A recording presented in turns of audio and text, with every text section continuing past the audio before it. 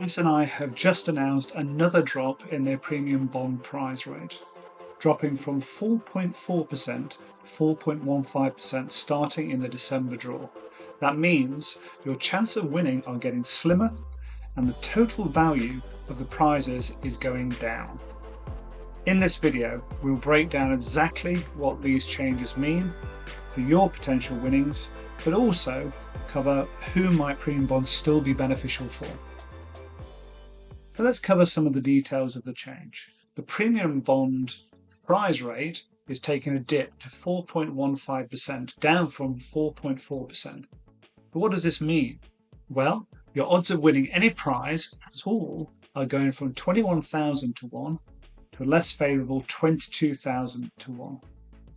But as you can see, not only are the odds of winning decreasing, but the overall prize pot is shrinking as well.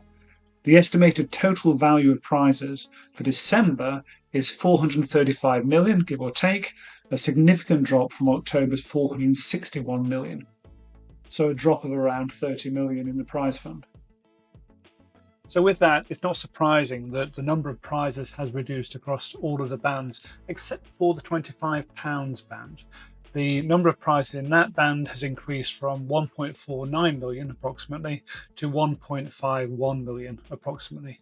So what's driving these reductions? Well, the inflation rate has been dropping quite rapidly over the last couple of months, now at 1.7%, which is leading the Bank of England to consider the interest rate, and it's likely, at least the forecast suggests, that there'll be a number of cuts throughout 2025 and likely level out at 3%, with the first cut potentially being this year.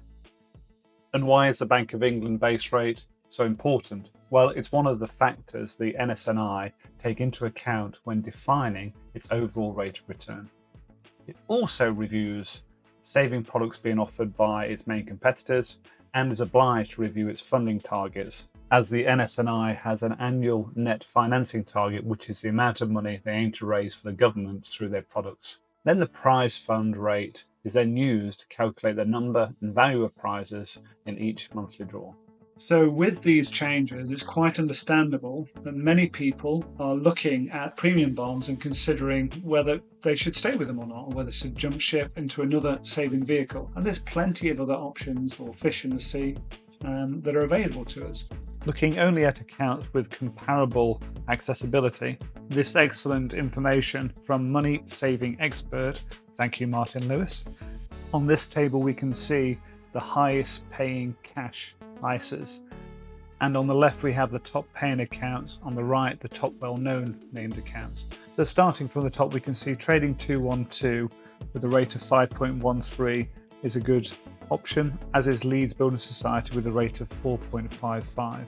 And then as the list goes down you see Moneybox, and then Virgin Money and Paragon Bank, Yorkshire Building Society, then Principality Building Society and Tesco Bank.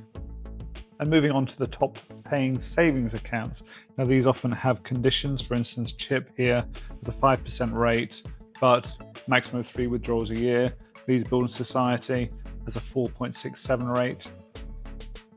We've also got Sidekick, Yorkshire Building Society, Oxbury, Santander owned Kahoot, Vanquis Bank and Virgin Money. Now all of these have rates above the new premium bond rate of 4.15%. But of course, that 4.15% is not guaranteed, but it is tax-free. And finally, taking a quick look at the offerings from NS&I, you have a direct ISA, and that's running at 3% tax-free. And then we can look at the direct saver accounts. The interest rate on those is also changing from 4% to 3.75, and of course remember that those direct saver accounts are taxable. And I know many people are curious about what they could win by being fully invested into premium bonds, and that can vary, but you can check out my video here, and the description is essentially my daughter and I having £50,000 worth of premium bonds and seeing who wins as a little game against each other at the end of each month. So what's the bottom line? Well, why premium bonds still offer that that potential, the excitement of a big win, the decreased rate and odds of winning make them less attractive for many savers now. So who might still benefit from premium bonds? Well, despite the changes, premium bonds might still be a good fit for specific groups of savers. High rate taxpayers, for instance. Remember, premium bonds winnings are tax-free, and if you're a high rate taxpayer, this could make a big difference compared to a taxable interest account from other saving products. And the second category of saver is those that have maxed out their savings. If you've already maxed out your ISA and pension contributions, and importantly want to keep cash available to you so that you can get access to it readily and easily and know that it's safe, then premium bonds are also an option. So what am I going to do? We've got £100,000 invested in premium bond between myself and my daughter. I've maxed out my ISAs already. I'm comfortable with the pension contributions we've made this year. I'm a high rate taxpayer, and I want to get access to the money in premium bonds, the cash in premium bonds, readily and quickly if I choose to. It's part of my wider bucket strategy where I have a certain amount of money in easily accessible cash compared to money in bonds compared to money in longer term savings. So for me at the moment, I'll continue to invest in premium bonds. That said, I'm going to keep a close eye on the savings rates in the savings markets and crunch the numbers to see what makes sense. And of course, looking at my options is always a good idea, as it is for anyone. Looking at your savings strategy and your investment strategy on a regular basis can be extraordinarily helpful and means that you don't miss out on opportunities. So if you enjoyed this brief video, please subscribe, leave a comment. I'll be really interested in your views on premium bonds now the rate has reduced, and like the video.